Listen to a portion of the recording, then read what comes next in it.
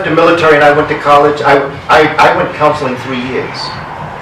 When I worked in the Board of Education, because of some of the things, I went to counseling for 10 years. We need to be counseled. And counseling is not like there's something wrong with you. Counseling is to be able for us to express the hell we experience every time we leave our safe space. Counseling, just by being in a household with people that cared about you. Family is your counselor, you know. And there are many forms of counseling, but because of the nature of our experience, we perceive counseling and help, as you say, as a stigma. But in reality, if we were where we should be, counseling would be an everyday thing. From when the moment we woke up and our mama or our daddy kissed us and said, "I love you, have a great day," that's counseling. You know, this type of a session where we can come and feel safe. One of the things that I demanded in my classroom was we need a safe haven. We need a safe space as a people, because so many things that we do are so unsafe for us on many different levels. And we as men, I often tell brothers, we need to go into a room and have one big cry. Sisters can't come, because we got to get that ugly in the face cry. Right.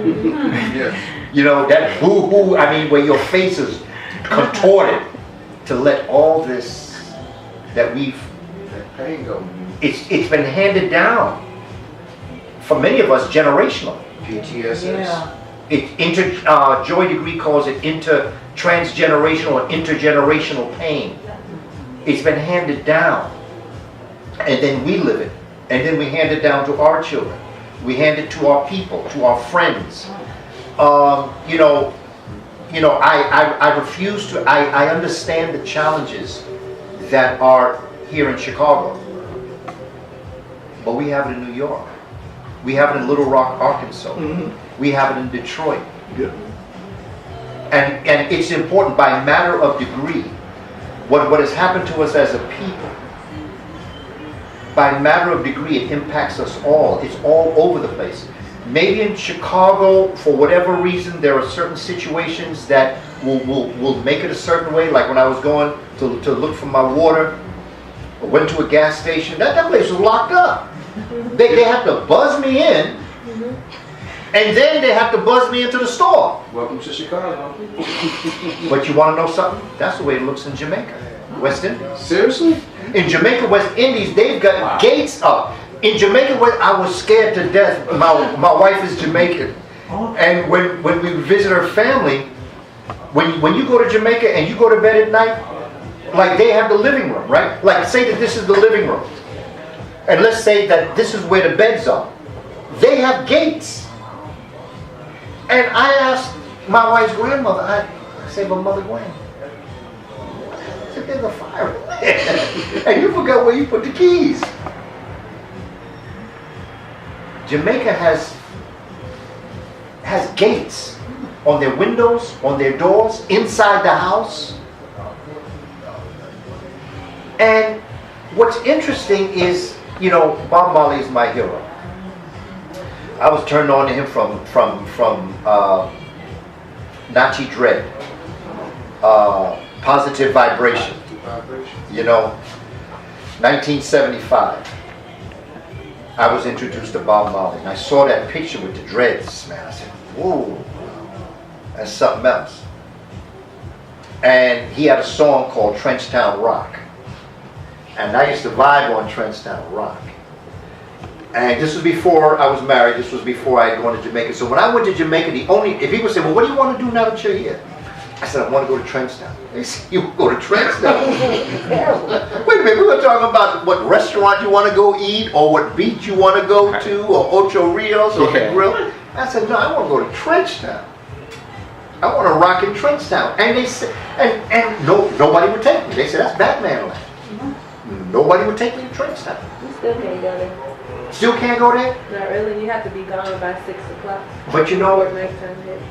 The helper, so-called helper, that worked in my sister-in-law's, my wife's sister's house. She lived in Trenchtown. And so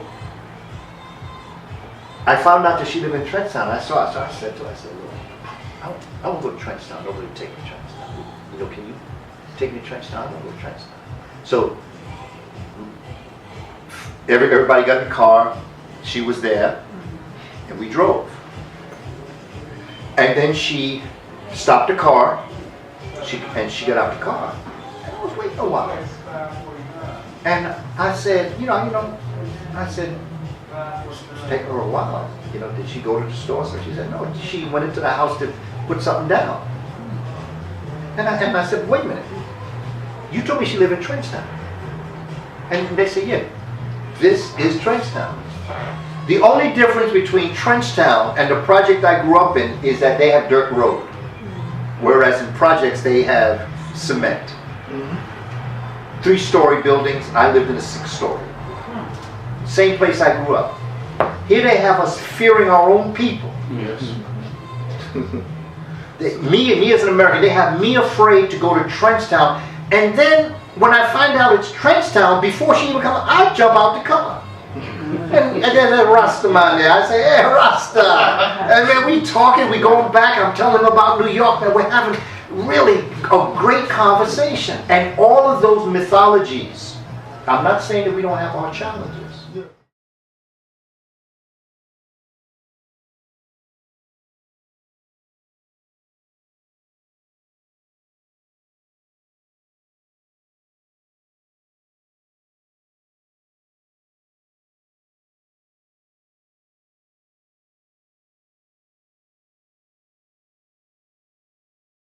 He said is look in the mirror and tell the person that you see, I love you.